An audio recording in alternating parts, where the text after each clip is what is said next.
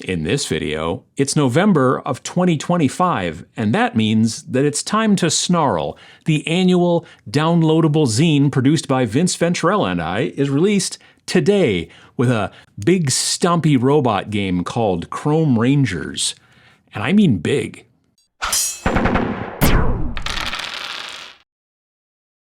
Today is the launch of the third annual zine that YouTube's Vince Venturella and I produce for our game company.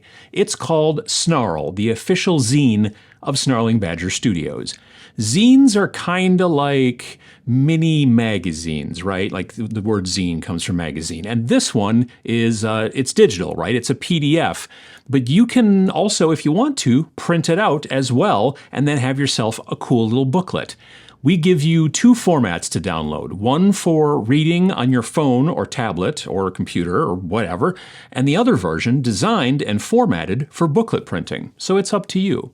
Like in the previous issues of Snarl, this one includes a standalone microgame and some additional content for previous Snarling Badger Studios games.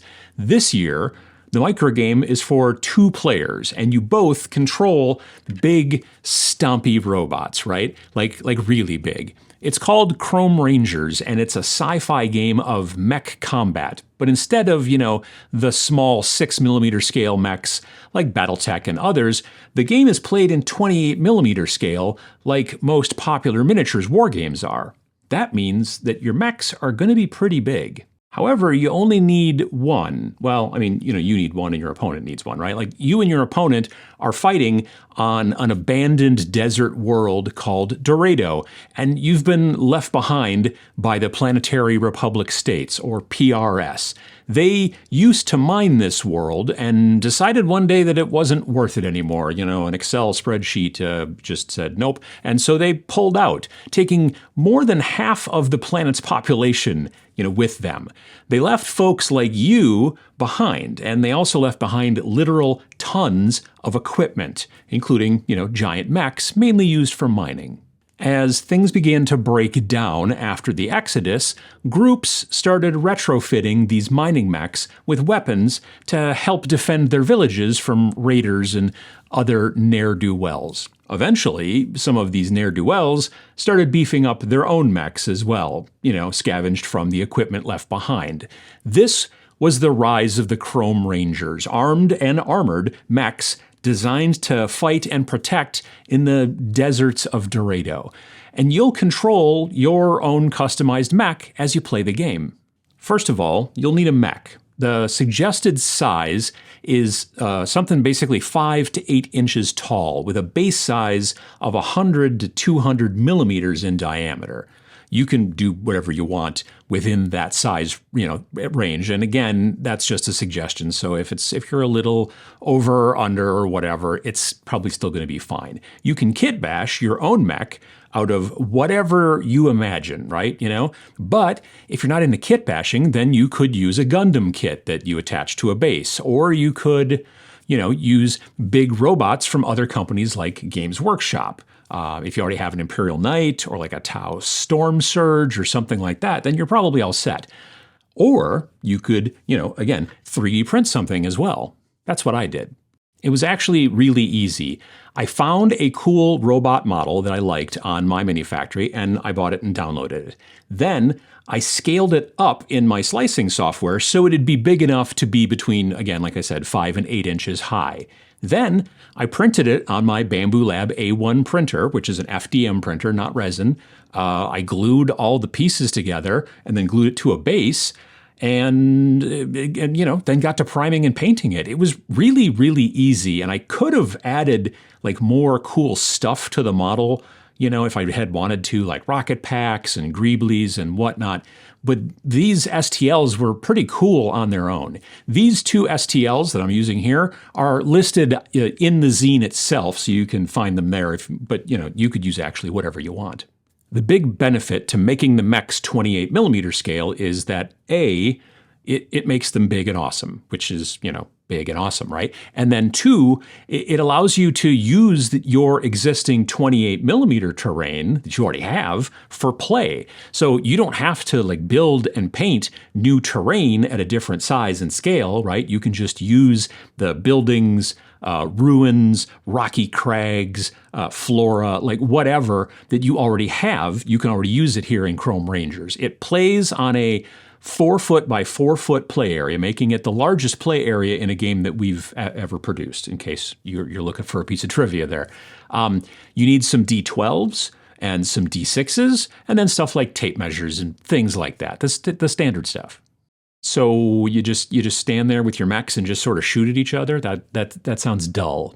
Well, that's not what actually goes on in Chrome Rangers. Instead, the pilots of these mechs have fostered more of a dueling culture in the years since the PRS left.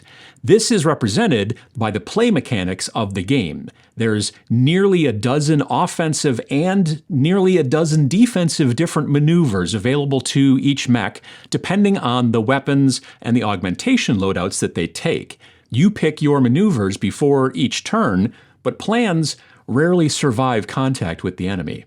If during a round you end up attempting maneuvers that you hadn't planned on at the beginning of the round, right, maneuvers you hadn't picked, then you're trying out what's called an improvised maneuver. You can still do it, but the piloting check for an improvised maneuver is harder to succeed than one that is, for a planned maneuver.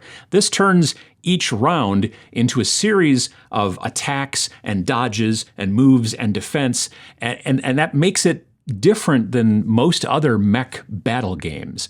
Vince watched a lot of anime mech battles, and I mean a lot, to help him build the combat system for Chrome Rangers, and it's a fun and dynamic system to play.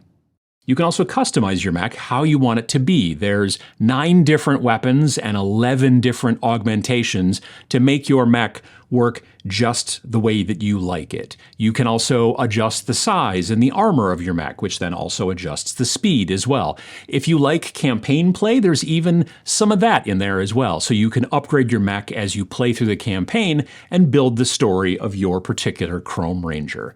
It's a fun way to play with big mechs. Also in Snarl, there's a new addition to one of our previous games, Death Wizards.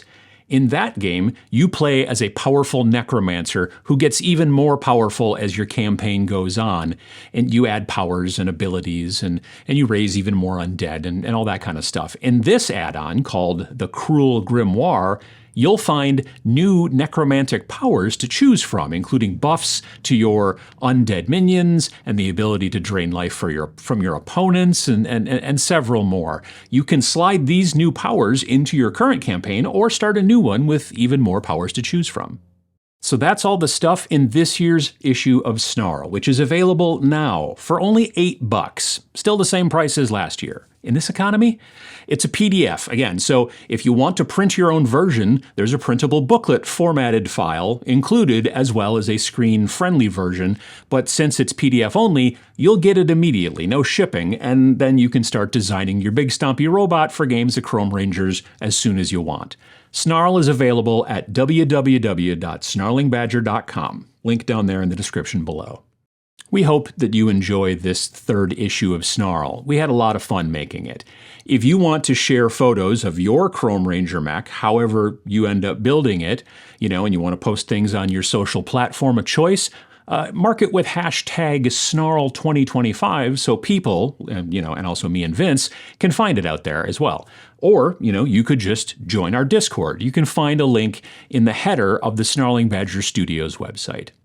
Hit the like button below to help more people find out about DIY wargaming content because we want to be able to keep making it. Thanks for watching.